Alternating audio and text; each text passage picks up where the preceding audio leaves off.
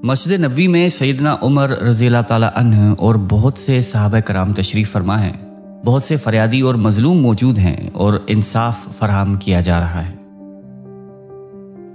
اسی اثنا میں ایک طرف سے چند لوگوں کی آمد ہوتی ہے۔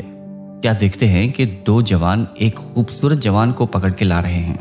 دو نوجوانوں میں سے ایک بولتا ہے کہ یا امیر المومنین، یہ نوجوان میرے باپ کا قاتل ہے، بس اس سے ہمارا حق دلوا دیجئے اور قصاص لیجئے۔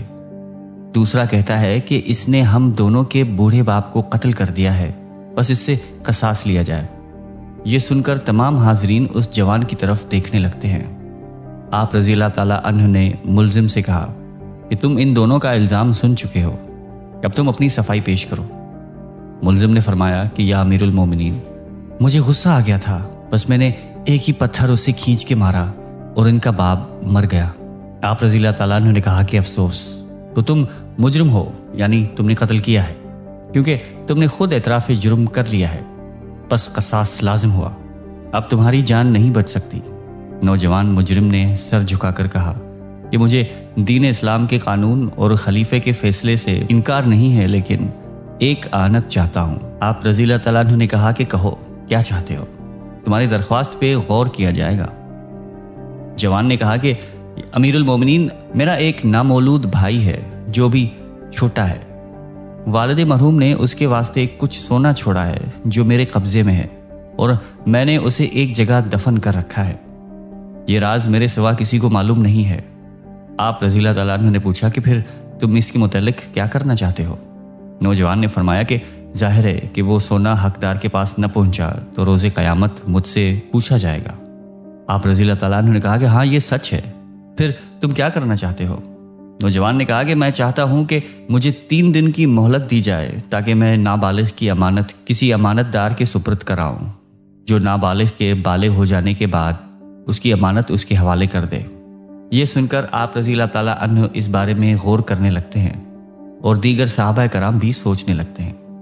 آپ رضی اللہ تعالیٰ عنہ نے فرمایا کہ اے نوجوان، تمہیں اس کام کے لیے 3 دن کی مہلت دی جا سکتی ہے، بشرطیہ کوئی معتبر آدمی تمہاری ضمانت دے دے۔ جوان نے یہ سنا تو سر اٹھا کر حاضرین مجلس کے چہروں کی طرف دیکھنے لگا، اور آخرکار اس کی نظر ابو ذر غفاری رضی اللہ تعالیٰ عنہ کے چہرے پر جم کر رہ گئی۔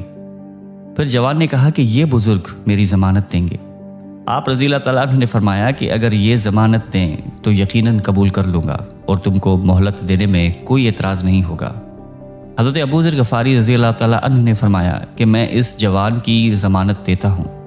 حضرت عمر رضی اللہ تعالیٰ عنہ نے جوان سے کہا کہ ٹھیک ہے، تمہیں 3 دن کی مہلت دی جاتی ہے، امید ہے کہ تم چوتھے دن واپس آ جاؤ گے۔ جوان نے کہا کہ انشاءاللہ تعالیٰ میں ایسا ہی کروں گا۔ یہ کہہ کر وہ نوجوان وہاں سے چلا جاتا ہے۔ اس جوان کو گئے ہوئے آج 4تھا دن ہے۔ دربار فاروقی میں اس کا انتظار ہو رہا ہے۔ حضرت ابو ذر غفاری رضی اللہ تعالیٰ عنہ بھی خلیفے کے سامنے بیٹھے ہیں۔ وقت جوں جوں گزرتا جاتا ہے، سب کی تشویش بڑھتی جا رہی ہے۔ اس نوجوان کے بارے میں باتیں ہو رہی ہیں، ایسا حسین و جمیل نوجوان اور پھر قاتل، کیسی عجیب بات ہے، اور ایسے شخص سے وعدے کی تکمیل کی کیا توقع؟ ابو ذر نے دور اندیشی سے کام نہیں لیا۔ خدا خیر ہی کرے گا، یہ اس نوجوان سے واقف ہوں گے، تبھی تو انہوں نے ضمانت دی۔ پھر ابو ذر کی طرف دیکھ کر کہنے لگے کہ کیوں جناب، کیا آپ اس نوجوان سے واقف ہیں؟ ابو ذر نے کہا کہ نہیں، بالکل بھی نہیں۔ حضرت، جب آپ اس کے حالات سے واقف نہیں تھے تو پھر اس کی ضمانت کیوں دی؟ اس میں کیا راز ہے؟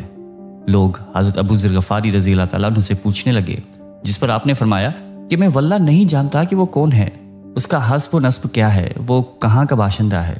تاہم جب اس نے تمام حاضرین کو نظر انداز کر کے مجھے اپنا ضامن منتخب کیا تو میں نے یہ بات مروت میں قبول کر لی کہ اگر میں نہ کر دوں گا تو اسے مایوس کر دوں گا، اس لیے اس کی ضمانت دے دی۔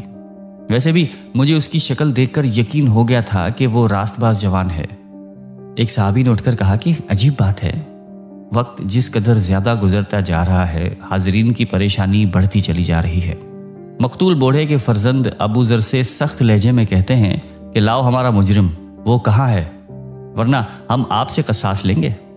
حضرت ابو ذر غفاری رضی اللہ تعالیٰ عنہ نے استقلال سے فرمایا کہ اگر مقررہ وقت گزر گیا اور وہ حاضر نہ ہوا تو واللہ میں ضمانت پوری کروں گا चुनाचा बाज़ सहाबा कराम आप दीदा होकर आहें भरने लगते हैं। एक सहाबी उठकर फरमाते हैं कि मुस्तगीस नौजवान से बोले, भाई तुम खून बहा कबूल कर लो, ये भी सवाब का काम है। मकतूल के बेटों ने कहा कि हरगिज नहीं, और दूसरे ने कहा कि हम अपने बाप का खून नहीं माफ करेंगे। फिर पहले ने कहा खून का बदला खून से ही लेंगे। अफसोस कि अबू ज़र की जान जाएगी। वो बुलंद पाया सहाबी हैं, रसूलुल्लाह सल्लल्लाहु अलैहि वसल्लम के प्यारे। उन्होंने खलीफा अव्वल का भी ज़माना पाया और मौजूदा खलीफा का भी ज़माना पाया। खुदाया या रहम, हर तरफ गुफ्तगू होने लगती है। ये कौन बेतहाशा भटका आ रहा है? सबकी आंखें आने वाले मर्द की तरफ उठ जाती हैं। सब आने वाले को पहचान लेते हैं, ये तो वही नौजवान है। लोगों के चेहरों पर अबू ज़र को देखकर इत्मीनान की लहर दौड़ जाती है।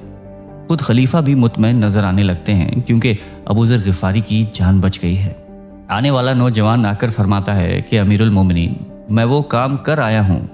मैं नाबालिग को मामू के सुपुर्द कर आया हूँ और उसकी अमानत भी उन्हें देकर आया हूँ, और अब मैं अपने वादे को पूरा करने के लिए तैयार हूँ। वादा पूरा करने की ये मिसाल हर शख्स को मुतासिर करती है। सब उसकी तरफ हमदर्दी की निगाहों से देखने लगते हैं कि इसी असना में मकतूल पीर मर्द का एक फर्जंद बोल उठता है कि मैं अपने बाप का खून माफ करता हूँ। ये सुनकर दूसरा बेटा भी उठ खड़ा होता है और वो भी कहता है कि मैं भी खून माफ करता हूँ। ये सुनकर तमाम हाजरीन बाग बाग हो जाते हैं। हज़रत उमर रज़ियल्लाहु तआला अन्हु फरमाते हैं कि शाबाश, तुम्हारी हिम्मत पर 1000 आफरीन। मैं तुम्हारे बाप का खून बहा बैतुल माल से अदा करता हूँ। तुम्हारी नेक नफसी गोया ज़ाया नहीं होगी। नौजवानों ने फरमाया कि अमीरुल मोमिनीन, ये हक महज अल्लाह ताला की खुशनुदी हासिल करने के लिए माफ़ कर रहा हूँ, मुझे बैतुल माल से कुछ नहीं चाहिए। दूसरे भाई ने कहा कि भाईजान सच फरमा रहे हैं, मेरी खुशी और मर्जी भी यही है। सब ने यक आवाज़ होके जज़ाकल्लाह खैरा बोला। तुम दोनों की नीयत पर 1000 आफरीन, खलीफा ने खुश होकर कहा। इंशाअल्लाह तुम्हारी आइंदा जिंदगी हर किस्म की लग़्ज़िशों से पाक और साफ रहेगी। सब ने आमीन आमीन का नारा बुलंद किया।